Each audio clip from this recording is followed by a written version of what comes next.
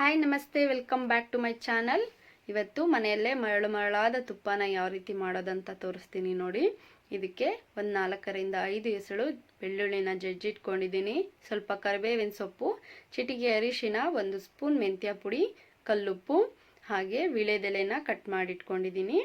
ಒಂದು ಪಾತ್ರೆಯಲ್ಲಿ ಬೆಣ್ಣೆನ ಹಾಕ್ಕೊಳ್ಳಿ. ನಾನು ಅರ್ಧ kg ಬೆಣ್ಣೆಯನ್ನು ಹಾಕ್ಕೊಂಡಿದ್ದೀನಿ. ಅದಕ್ಕೆ ಎಲ್ಲ ಇಂಗ್ರೀಡಿಯೆಂಟ್ಸ್ನ ಹಾಕಿ ಹೈ ಫ್ಲೇಮ್ನಲ್ಲಿ ಕುದಿಸ್ಕೊಳ್ಬೇಕು. ನೀಟಾಗಿ ಮಿಕ್ಸ್ ಮಾಡ್ಕೊಳ್ಳಿ. ಮೊದಲು ನೋಡಿ, ಈ ರೀತಿ ಫಸ್ಟು ನೊರೆ ಬರುತ್ತೆ. ಈ ನೊರೆ ಎಲ್ಲ ಕಂಪ್ಲೀಟಾಗಿ ಕಡಿಮೆ ಆಗ್ತಾ ಬರುತ್ತೆ ತುಪ್ಪ ಚೆನ್ನಾಗಿ ಕುದ್ದ ನಂತರ. ನೋಡಿ, ಯಾವುದೇ ಕಾರಣಕ್ಕೂ ತುಂಬ ಲೋ ಫ್ಲೇಮ್ನಲ್ಲಿ ಇಡಬೇಡಿ, ಮೀಡಿಯಮ್ ಫ್ಲೇಮ್ನಲ್ಲಿ ಇಡಿ ಅಥವಾ ಹೈ ಫ್ಲೇಮ್ನಲ್ಲಿ ಇರಲಿ. ತುಪ್ಪ ಕಾಯೋವಾಗ ತುಂಬಾ ಲೋ ಫ್ಲೇಮ್ನಲ್ಲಿ ಇಟ್ಟರೆ ತುಪ್ಪ ಚೆನ್ನಾಗಿ ಬರೋದಿಲ್ಲ.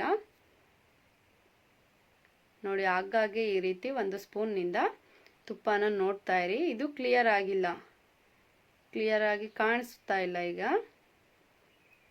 ಇದು ತುಂಬಾ ಚೆನ್ನಾಗಿ ಕುದ್ದ ನಂತರ ಮತ್ತೆ ಇನ್ನೊಮ್ಮೆ ಇದು ಏನಿದೆ ಈ ರೀತಿ ನೊರೆ ಬರೋದಕ್ಕೆ ಸ್ಟಾರ್ಟ್ ಆಗುತ್ತೆ. ಮತ್ತೆ ಹಾಗೆ ಈ ಸ್ಪೂನ್ನಲ್ಲಿ ತೆಗೆದು ನೋಡಿದಾಗ ಫುಲ್ ಇದು ತುಪ್ಪ ಕ್ಲಿಯರ್ ಆಗಿ ಕಾಣುತ್ತೆ. ನಮಗೆ ನೋಡ್ಬೋದು ಈಗ ಯಾವ ರೀತಿ ಗುಳ್ಳೆಗಳು ಬರ್ತಾ ಇದೆ, ನೊರೆ ಬರ್ತಾ ಇದೆ ಅಂತ ಹೇಳಿ. ಈ ರೀತಿ ಆದಾಗ ತುಪ್ಪ ಕ್ಲಿಯರ್ ಆಗಿ ಕಾಣ್ತಾ ಇದೆ ನೋಡಿ ನಿಮಗೆ.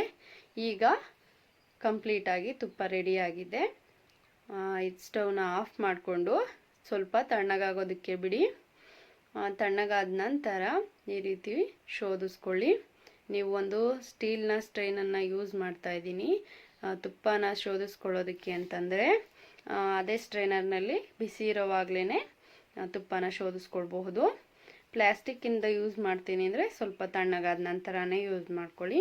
ಇದನ್ನು ಒಂದು ಬಾಕ್ಸ್ನಲ್ಲಿ ಹಾಕಿ ಕ್ಲೋಸ್ ಮಾಡಿ ಒಂದು 8ರಿಂದ 10 ಗಂಟೆ ಆದ ನಂತರ ಓಪನ್ ಮಾಡಿದ್ರೆ ನೋಡಿ ತುಪ್ಪ ಯಾವ ರೀತಿ ರೆಡಿಯಾಗಿದೆ ಅಂತ. Thanks for watching.